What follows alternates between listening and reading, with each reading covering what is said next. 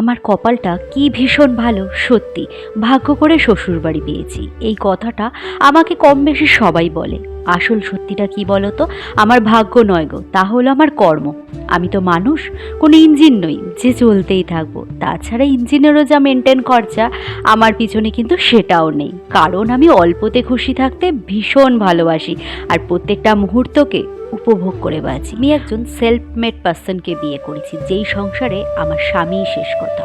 অপ্রিয় লাগলে এটা ঠিক, যে সংসারে শ্বশুর শাশুড়ি হেড, সেই সংসারের ছেলে বউদের নিজের মতো করে চলার স্বাধীনতা থাকে না। মাঝে মধ্যে আমি যখন অসুস্থ হয়ে পড়ি না, আমার বরের সে কি যত্ন, খাট থেকে তো আমাকে নামতেও দেয় না। কেন বলো তো? কারণ যত তাড়াতাড়ি সুস্থ হতে পারবো তত তাড়াতাড়ি কাজে ফিরতে পারবো। মুখের মিষ্টি মিষ্টি কথায় তো আর পেট ভরে না। কথাতেই বলে পতি পরমেশ্বর, মানে স্বামী হলো ঈশ্বরের স্বরূপ। তো তাকে যত ভালো রাখবো, তার সংসার যত সুন্দর করে গুছিয়ে চলবো, তার পরিজনদের যত ভালোবাসবো, তাহলে সেও আমাকে পরম স্থান দেবে। তো আজ আমার একটা শুটিংয়ের কাজ আছে, ওই জন্য সব কাজ সেরে নিচ্ছি। 3 দিন হলো শাশুড়ি দীঘায় গেছে, এদিকে বড় একটু বেরোবে। দেখো, চাইলে আমি বাইরে খাওয়া দাওয়া করতেই পারি, কিন্তু আমি চেষ্টা করি একটু ঘরের খাওয়া দাওয়া নিয়ে যেতে। বাইরের খাওয়া দাওয়া একটু আনহেলদি হয়, তো তাই জন্য জানো, যখন আমি এই ভিডিও বানানো শুরু করেছিলাম, এর জন্য আমি শ্বশুরবাড়ি সবার থেকে পারমিশনও নিয়েছিলাম। আর সবাই একটা কথাই বলেছিল, তুমি যদি সংসার সামলে সবটা করতে পারো তবেই করো। দেখো, টাকার জন্য আমি কিন্তু ভিডিও বানাই না। অর্থ জীবনে কম বেশি সবাই রোজগার করে। এই দুনিয়ায় টাকা ছাড়া কি কিছু করার উপায় আছে বলো?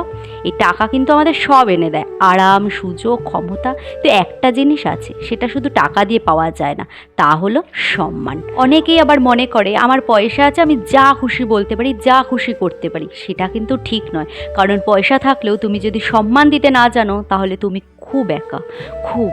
এই সম্মানটা কেবল অন্যকে না, নিজেকেও দিতে জানতে হবে, তবেই তো অন্য কেউ তোমাকে সম্মান করবে।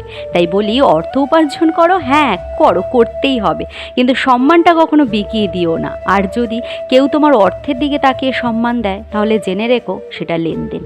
আমি আবার ভিডিওতে অনেক বেশি জ্ঞানের কথা বলি, এগুলো আমার নিজস্ব উপলব্ধি, তোমাদের সাথে ব্লগের মাধ্যমে শেয়ার করি। এখানে এসে সবচাইতে আমার বেশি যেই জিনিসটা ভালো লাগলো, তাহলে এই অ্যাকোরিয়াম। আমার বাড়িটা তো এখনো সাজিয়েই উঠতে পারিনি।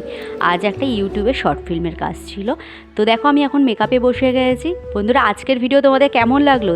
যদি ভালো লেগে থাকে, নিজেদের মূল্যবান সময়ের মধ্যে থেকে একটা লাইক, কমেন্ট, শেয়ার করে দিও প্লিজ। চলো, টাটা।